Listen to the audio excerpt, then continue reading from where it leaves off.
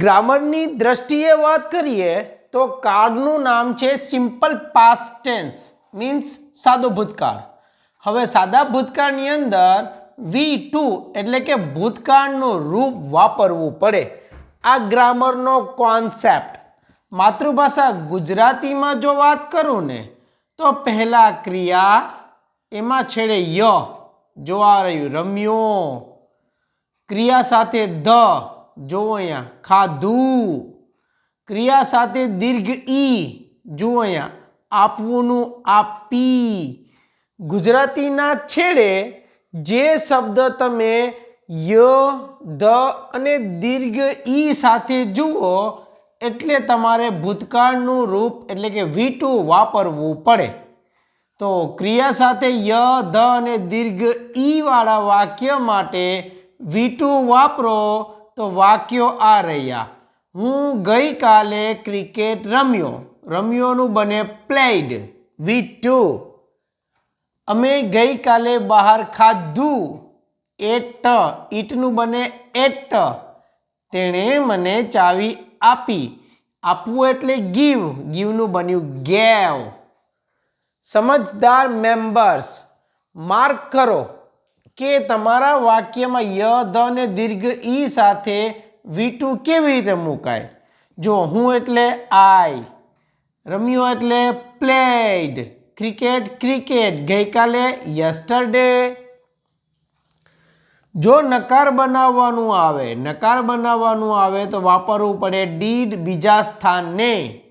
તો નકાર બનાવવા માટે આઈનું આઈ, આ ઈડી હોવાથી ડીડ કરો સેટ. ડીડ પછી ત્રીજા સ્થાને નોટ અને પ્લેડનું, આ જે પ્લેડ છે એનું બની જશે play. I did not play cricket yesterday. હું ગઈકાલે ક્રિકેટ રમ્યો નહીં. પ્લેડનું બન્યું ડીડ નોટ પ્લે. પ્લેડ બન્યું ડીડ નોટ પ્લે. યસનો પ્રશ્ન કેમ બને? તો નકાર વાક્યમાં જે ડીડ છે ને એને લઈ લો પહેલા સ્થાન પર.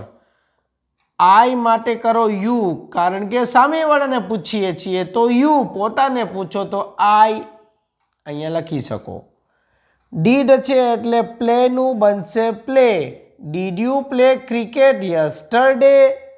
તમે ગઈકાલે ક્રિકેટ રમ્યા? હા, હા એટલે yes I did. Yes I did. No I did not. આ શોર્ટ આન્સર્સ. હવે થઈ ગયા હકાર, નકાર, યસનો પ્રશ્નાર્થ. એના જ આધારે WH પ્રશ્નાર્થ જુઓ. વોટ લીધું છે વોટ, ડીડનું ડીડ, યુનું યુ, પ્લેનનું પ્લે. હવે વોટથી પ્રશ્ન પૂછો એટલે ક્રિકેટ જવાબમાં આવે. એટલે ક્રિકેટ પછીનો શબ્દ લખી નાખો યસ્ટરડે. તમે ગઈકાલે શું રમ્યા? વોટ એટલે શું રમ્યા? બોલી નાખો હું ગઈકાલે ક્રિકેટ રમ્યો. સન્ડે થા તો ક્રિકેટ રમ્યો. તો આવી જ રીતે તમે તમારા કાળને પહેલાં આપો ગુજરાતીની દિશા અને સુધારો દશા. શોર્ટમાં કહું તો ગુજરાતી ટુ ઇંગ્લિશ શીખવા માટે કરવી પડે શરૂમાં થોડી થિંકિંગ. પછી તમે આ ટેન્સમાં કિંગ. Thank you. જય હિન્દ.